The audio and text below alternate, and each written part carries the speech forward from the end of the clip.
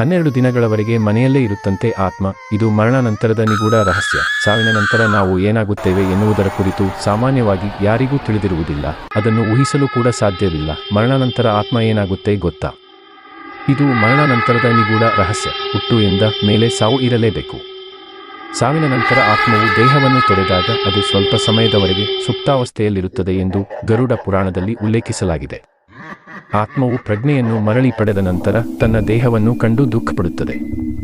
ದುಃಖದಲ್ಲಿರುವ ತನ್ನ ಕುಟುಂಬವನ್ನು ಕಂಡು ಅದು ಕೂಡ ಮರುಕವನ್ನು ವ್ಯಕ್ತಪಡಿಸುತ್ತದೆ.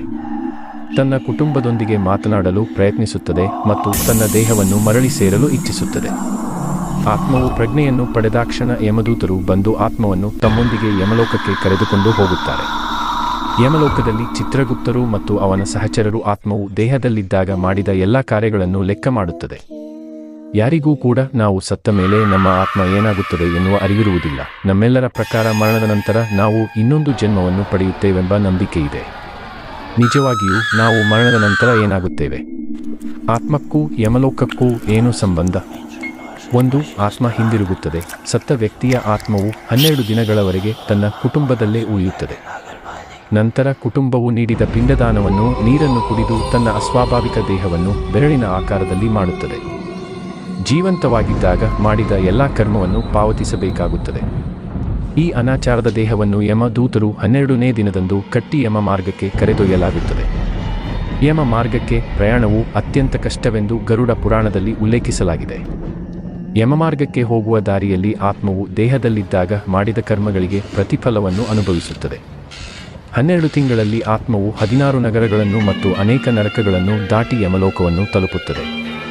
2, ಆತ್ಮಕ್ಕೆ 12 ದಿನಗಳಿರುತ್ತದೆ. ಸಾವಿನ ನಂತರ ಪ್ರತಿಯೊಬ್ಬ ವ್ಯಕ್ತಿಯು 12 ದಿನಗಳ ಕಾಲ ಪ್ರೇತಾತ್ಮವಾಗಿ ಅಲೆದಾಡಬೇಕಾಗುತ್ತದೆ ಎಂದು ಗರುಡ ಪುರಾಣದಲ್ಲಿ ಹೇಳಲಾಗಿದೆ.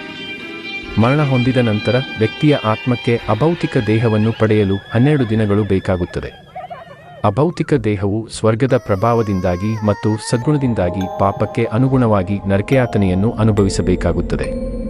ಆತ್ಮವು ಕರ್ಮದ ಫಲವನ್ನು ಅನುಭವಿಸಿದ ನಂತರ ಮತ್ತೆ ಹೊಸ ದೇಹವನ್ನು ಸೇರುತ್ತದೆ. ಸ್ವರ್ಗವನ್ನು ಸೇರಿದ ಆತ್ಮವು ಸದ್ಗುಣಶೀಲನಾಗಿ ಶ್ರೀಮಂತ ಮತ್ತು ಸಂತೋಷದ ಕುಟುಂಬದಲ್ಲಿ ಜನಿಸುತ್ತಾರೆ. 3, ಸಾವಿನ ನಂತರ ಆತ್ಮದ ಪ್ರಯಾಣ. ಮರಣಾನಂತರದ ಜೀವನವನ್ನು ವಿವರಿಸುವ ಗರುಡ ಪುರಾಣವು ಧರ್ಮನಿಷ್ಠವಾದ ಆತ್ಮ ಮಾತ್ರ ವಿಷ್ಣುವಿನ ಲೋಕಕ್ಕೆ ವಿಷ್ಣು ದೂತರೊಂದಿಗೆ ಹೋಗುತ್ತದೆಯೇ ಹೊರತು ನರಕಕ್ಕೆ ಹೋಗಬೇಕೆಂದೇನಿಲ್ಲ.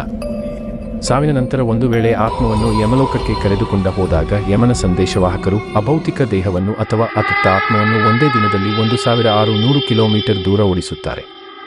ಆತ್ಮವು ದೇಹವನ್ನು ತೊರೆದ ದಿನ ಮಾತ್ರ ಅದಕ್ಕೆ ವಿಶ್ರಾಂತಿಯನ್ನು ನೀಡಲಾಗುತ್ತದೆ. 4, ಮರಣದ ನಂತರ ಶ್ರಾದ್ದ ತರ್ಪಣ ನೀಡಲು ಕಾರಣ. ವ್ಯಕ್ತಿಯ ಮರಣದ ನಂತರ ಸಾವಿನ ದಿನಾಂಕದಿಂದ 1 ವರ್ಷದವರೆಗೆ ಆಹಾರ ಧಾನ್ಯಗಳನ್ನು ದಾನ ಮಾಡಬೇಕೆಂದು ಗರುಡ ಪುರಾಣದಲ್ಲಿ ಉಲ್ಲೇಖಿಸಲಾಗಿದೆ. ಈ ಅವಧಿಯಲ್ಲಿ ಬ್ರಾಹ್ಮಣರಿಗೆ, ಪ್ರಾಣಿ ಪಕ್ಷಿಗಳಿಗೆ ದಾನ ಮಾಡಿದ ಆಹಾರವು ಸತ್ತ ವ್ಯಕ್ತಿಯ ಆತ್ಮವನ್ನು ಮತ್ತಷ್ಟು ಬಲಪಡಿಸುತ್ತದೆ. ಯಾವ ಕುಟುಂಬದಲ್ಲಿ ಮರಣ ಹೊಂದಿದ ವ್ಯಕ್ತಿಗಳ ಹೆಸರಿನಲ್ಲಿ ದಾನ, ಶ್ರಾದ್ದ, ತರ್ಪಣವನ್ನು ಮಾಡಲಾಗುವುದಿಲ್ಲವೋ ಆ ಆತ್ಮವು ಯಮಮಾರ್ಗದಲ್ಲಿ ನೋವನ್ನು, ಬಳಲುವಿಕೆಯನ್ನು ಅನುಭವಿಸುತ್ತದೆ. ಆತ್ಮವು ಅತೃಪ್ತ ಆತ್ಮವಾಗಿರುತ್ತದೆ. ಮರಣದ ನಂತರ ನಮ್ಮ ಆತ್ಮವು ಹೇಗಿರುತ್ತದೆ ಎಂದು ತಿಳಿದುಕೊಂಡಿರಲ್ಲವೇ? ನಾವು ಅಸ್ತಿತ್ವದಲ್ಲಿದ್ದಾಗ ಮಾಡಿದ ಪಾಪ ಕರ್ಮಗಳಿಂದಾಗಿ ಮರಣಾನಂತರ ನಮ್ಮ ಆತ್ಮವು ಸಮಸ್ಯೆಯನ್ನು ಎದುರಿಸಬೇಕಾಗುತ್ತದೆ. ಹಾಗಾಗಿ ಜೀವನದಲ್ಲಿ ಒಳಿತು ಮಾಡುವುದು ಉತ್ತಮ. ಅಷ್ಟಲ್ಲದೆ ನಮ್ಮ ಸಿ. ಅಶ್ವಥ್ ಅವರು ಒಳಿತು ಮಾಡು ಮನುಸ ನೀ ಇರೋದು 3 ದಿವಸ ಎಂದು ಹೇಳಿದ್ದಾರಲ್ಲವೇ?